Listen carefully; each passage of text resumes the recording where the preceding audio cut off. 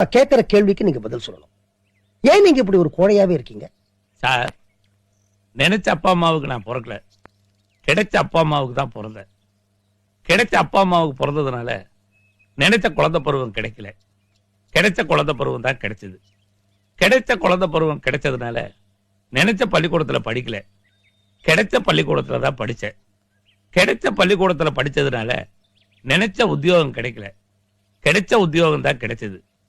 கிடைச்ச உத்தியோகம் கிடைச்சதுனால நினைச்ச பொண்டாட்டி கிடைக்கல, கிடைச்ச பொண்டாட்டி தான் கிடைச்சா.